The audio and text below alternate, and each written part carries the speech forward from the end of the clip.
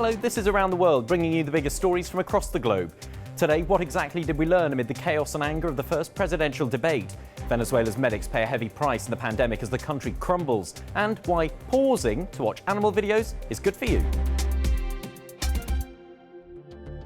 President Trump and Democratic Party challenger Joe Biden have gone head-to-head in one of the most chaotic and bitter White House debates in years. But other than being an exchange in insults, what did it all amount to? I'm not going to answer the question Why would you answer that because question? the question is the question is Justice, radical left. Will you shut up, man? Listen, you were a senator. And You're by the way, worst you were president America has ever had. Hey, Come Joe, on. let me just tell you, Joe. I've done more in 47 months. I've done more than you've done in 47 years, Joe. We're moving on. That was really a productive segment, wasn't it? Keep yapping, man. The people understand, Joe. For an in-depth analysis of the debate and a fact-check of the candidates' claims, check out the link below. For all the theatre, political scientists are in broad agreement that general election debates do not typically have a dramatic effect on voters. There are strong partisan loyalties, and many voters have already made up their mind. Right now, it's thought only 3% of voters are undecided.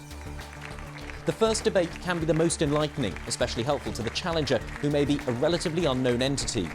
But in reality, the unknown element of this election is what will happen if the result is disputed. Will you pledge tonight that you will not declare victory until the election has been independently certified? If it's a fair You're election, urging them what? I am 100% on board. But if I see tens of thousands of ballots being manipulated, I can't go along with that.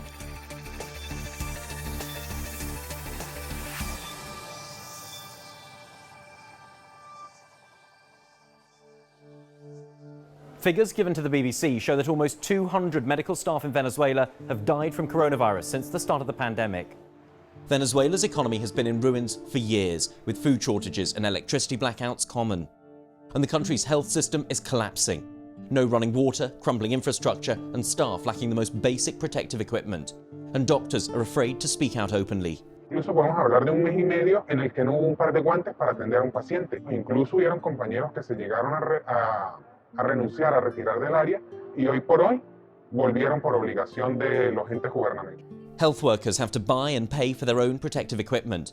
But in the country with the highest inflation in the world, a $1 face mask here costs a relative fortune. Salario mínimo. Si mal no recuerdo, este mes me llegó creo que como $4. Many health workers need a second income to survive. This nurse works the fields after a night shift in the hospital. La necesidad y las situaciones lo obligan a uno a estar ahorita haciendo estas actividades que para mí son totalmente, como te digo, son nuevas, son novedosas.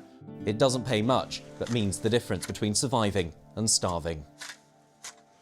Let's take a brief look now at some of the day's other major stories.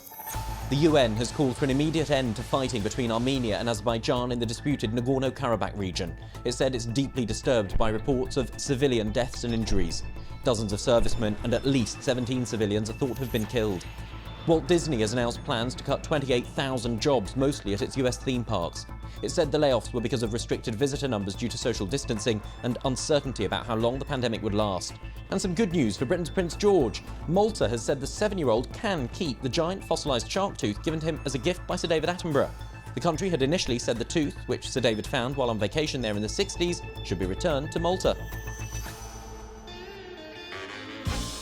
And finally, some good news for those of us who spend hours scrolling on our phones watching animal videos. Researchers at Leeds University in the UK showed them to students about to take exams and found they have a calming effect. We've always known the benefits of watching cute animal videos here on Around the World, and since we launched in April, we brought you hero dogs regenerating forests in Chile, gangs of monkeys running amok in Thailand, a German squirrel in a miniature beer garden, and even a 100-year-old horny tortoise from the Galapagos Islands. And here's the latest member of our team, Nico.